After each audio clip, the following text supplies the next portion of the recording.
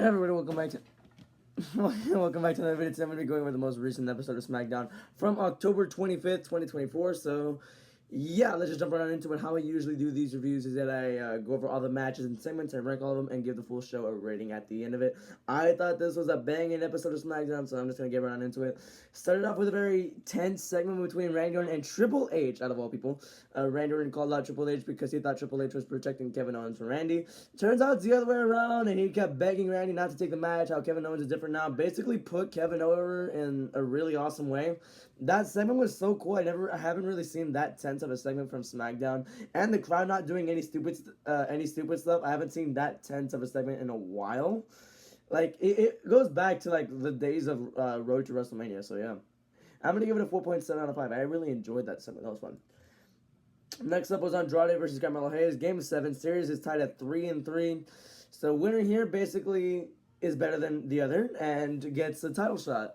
There was no winner. The match was really, really good, though. I felt like this was going to be the best one out of all of them they had. No. Sadly, we're never going to get to see it. We're never going to get to see the end of that feud. We're never going to see a definitive winner of that series, so that sucks. Because LA Knight, he was a special guest referee. He basically called for the bell. He killed both Andrade and Melo.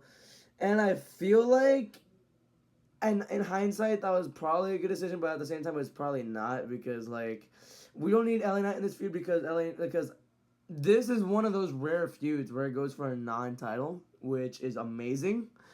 We needed that, but then LA Knight got involved, so. And it made LA Knight look like an idiot. Or, not like an idiot. It made LA Knight look petty and all that. He looked like a petty champion there. I don't know, no contest. It did not really sit well with me. I mean, we were gonna... If Carmelo Hayes or Andrade won, we had already seen that match before in singles, so... I mean, it was a cool way to introduce a triple threat, but... Yeah. There's other ways they could have done that. So Andrade versus Carmelo Hayes gets a 3.4 out of 5. It was a good match, but the end just sucked. Naomi versus Candice LeRae was an okay match. Yeah, pretty much an okay match. Naomi got the win. That's it. 2.5 out of 5. Yeah, Cody Rhodes and Gunther's segment. That segment was a lot better than I thought. I thought this segment was going to put me to sleep. The problem with these segments, though, is that they're getting too personal. They're getting too personal with something that is not canon, which I think is a stupid thing. But with this promo, I thought it was a lot better than I anticipated because like both men went back and forth on each other. Cody cooked Gunther. Gunther cooked Cody. Cody basically turned heel. I'm just kidding. He kind of did a heel-like move where he hit him first, which I did not see coming apparently. But I'm gonna give this segment a 3.6 out of 5. I thought it was a lot better than I thought it was a lot better than everyone says it is. So yeah. Next up was DIY versus the Motor City Machine Guns. Really good match here. I'm going to give it a 3.5 out of 5. Motor City Machine Guns got the win, and they had another match right after.